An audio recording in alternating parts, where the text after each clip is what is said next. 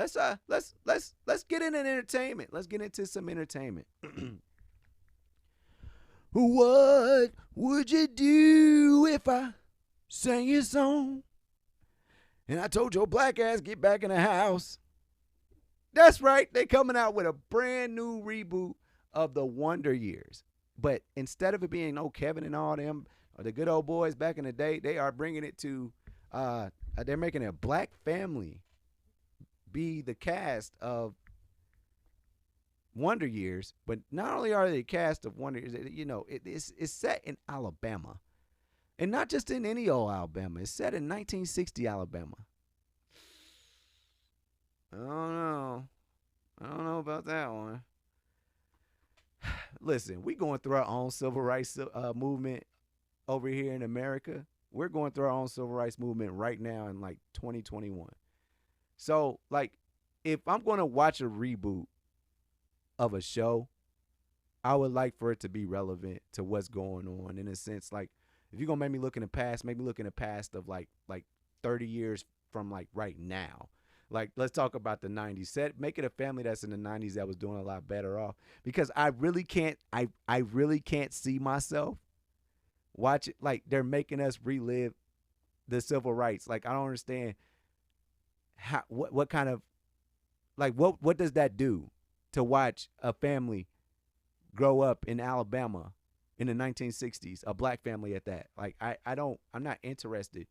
Like, you can make the Wonder Years from the perspective of a white person. You 100% can. It makes sense. Like, it's not going to be all bad, but you if you do a reboot of a black family in the 1960s in Alabama of all places, I can't imagine that that's going to have any comedic value at all. I think it's going to be a drama, if anything. Now, some of my favorite comedians, especially like Ricky Smiley, he came from Alabama. We got a lot of folk that we know that came from Alabama back in the day.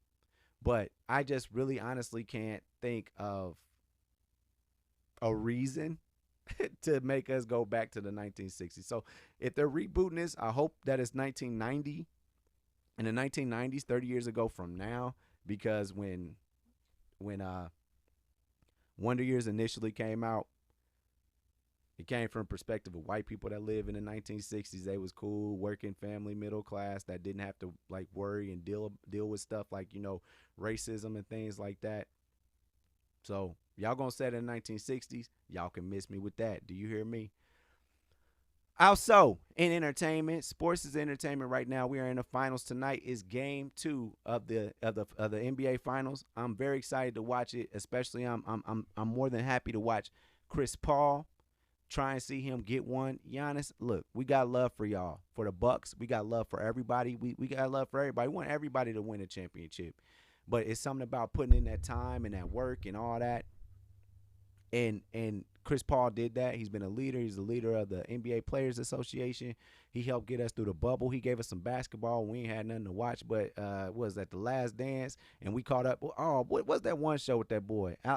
Alligator King, Crocodile King. We had to sit there and watch that, and he helped bring basketball back. It was something to help us get through the pandemic. That we was all at the crib. It is what it is, and taught us how to do stuff like this. Learn how to podcast and do stuff like that. But man, shout out to Chris Paul. We want him to get a championship. I know I do. Giannis, you can wait, bro. You got time. You was a former MVP. There's a time for you. We seeing our OGs go out. We know that at some point it's going to be the Devin Bookers, Tatum. Shout out to Olympic teams, Team USA at this point. We're excited about their roster and what they're going to do. We're excited about a lot of things. But right now, the center of the world, or the center of sports, of the sports world right now, is 100% the NBA Finals. And I'm here to watch Chris Paul. And Chris Paul put on a hell of a show in the first round. And they starting to call that man, Chris Closer. I don't know what they call him, but he's closing out. He's closing out things. Close out Chris. He's doing his thing right now. He's getting a lot of help. The Phoenix Suns, and shout out to Monty Williams. Oh my God, incredible coaching. He's doing a great job of coaching all these people.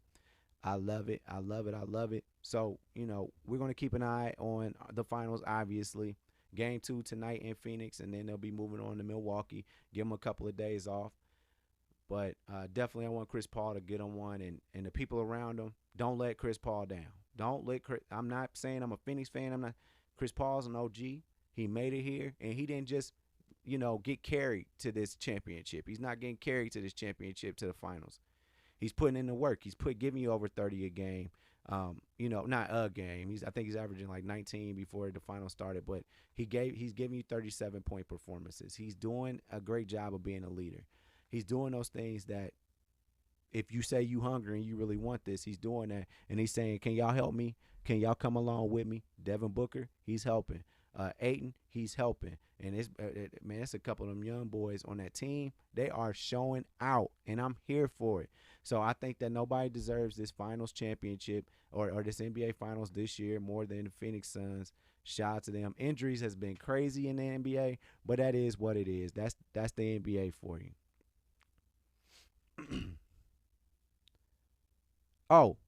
Before I get into my lady spiel, y'all know I was on my way there. Man, I want to give a big shout out to Loki. Great show. I can't wait to see who the real. Just watch it. Watch Loki. If you have not watched Loki, make sure you watch it. It's a great show. I can't wait to see who's the final, antagonist. And also, it's the Lokis. So you never know who is really the bad guy here. Who's going to betray who? You just don't know. They was on a world full of Lokis the other day, and they all had survived somehow, and they betrayed each other, and it was classic betraying people stuff. Rick and Morty, this last episode, that was huge. Much love to that last episode. Season 5 is going crazy. We're getting character development with a lot of random stuff going on around it, but the character development is real this year. And shout out to Morty. Bless his spirit, y'all. Bless his spirit. Now, ladies,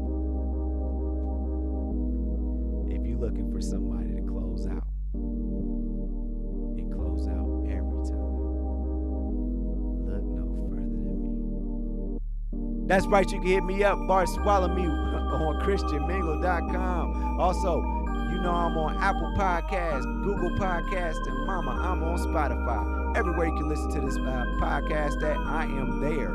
Also, Overall 99 ENT, you got a revamp coming, so a lot of changes, a lot of different things, and trust me, baby, I'm all in, and we going in. Change is coming. It's going to happen. That's a part of life, and we're going to keep on keeping on. So with all that being said, thank you so much for tuning in to another episode of Do You Hear Me?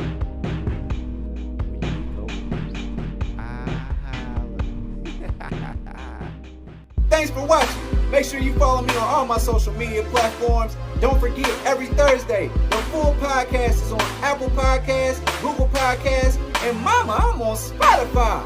Overall 99 ENT bring you videos from Friday all the way to Friday. So be sure to like and subscribe to the channel.